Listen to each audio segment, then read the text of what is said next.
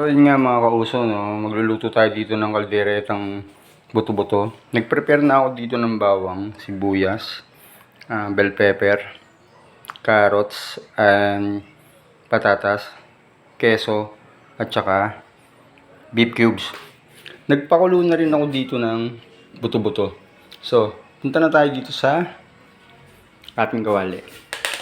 Gisa lang natin yung ating bawang.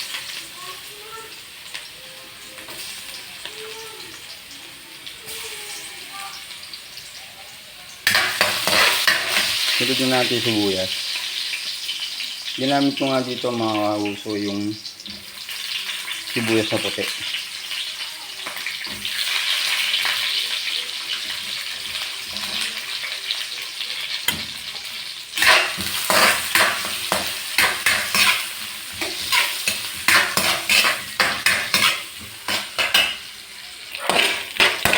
Yan, ganyan lang. Pag ganyan na, yan, pag okay na po yung ating bawang and sibuyas. Tulad yan, yung bawang medyo golden brown na. Kasi sibuyas naman natin yun.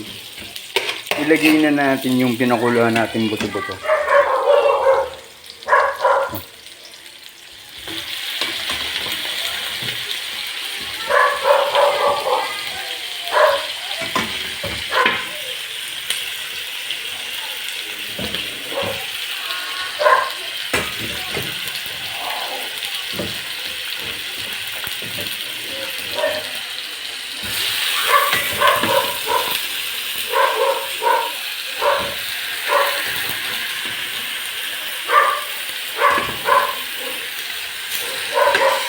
So, haluin lang natin siya.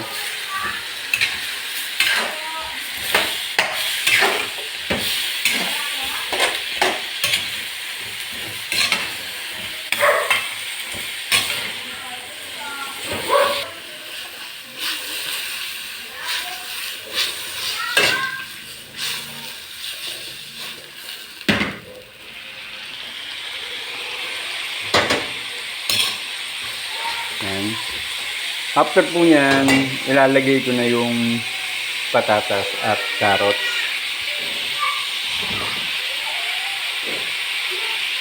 After po nyan, malagyan na natin carrots. Lagyan na po natin kung bell pepper.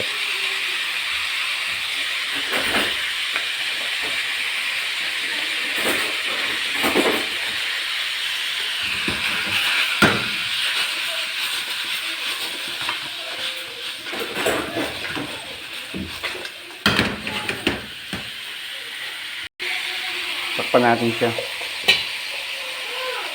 Hindi yung pantakap natin. Pero okay na yan din. Lagyan natin yung pinagpakuluan natin kanina.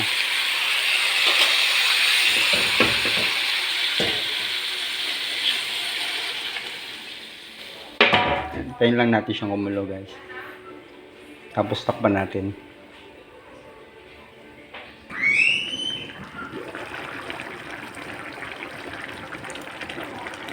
After 8 minutes, ilalagay ko na nga itong keso dahil ito yung matagal matunaw or humalo, malusaw. Yan. Sinama ko na yung keso, guys.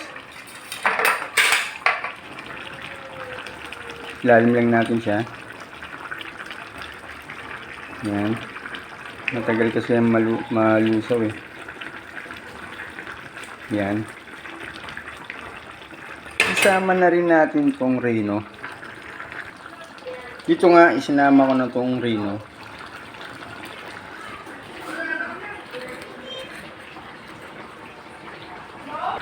Yan, isang latang maliit na reno yan. Tapos yung keso kanina, kalahati nung isang buo yung kesong inilagay ko kanina. Kalahati nung isang buo na keso. Yan. Tapos, takpan lang natin siya uli.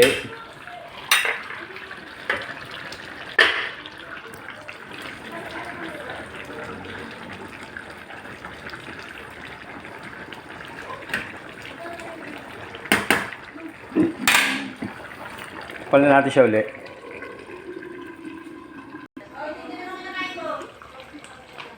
So, yun na nga. Lagyan na natin yung pork cubes niya. Yan. Tapos, lagyan na rin natin siya ng asin. Para after 5 minutes, pwede na siyang hanguin. Asin.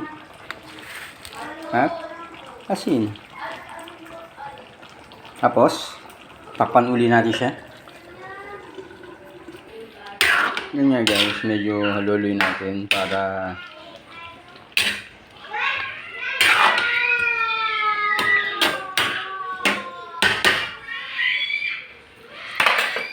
takpan natin siya uli. Silipat mo na siya.